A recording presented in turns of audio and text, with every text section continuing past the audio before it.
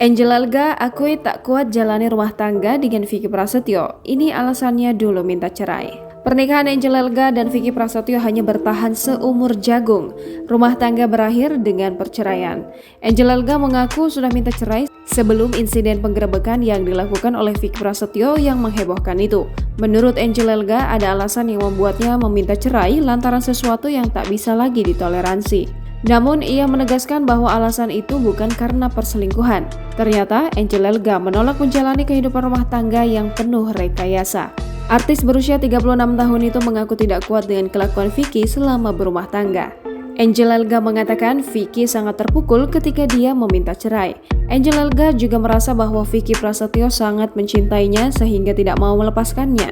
Sebagai informasi, Angel Elga menikah dengan Vicky Prasetyo pada 9 Februari 2018 dan bercerai pada 25 Oktober 2019.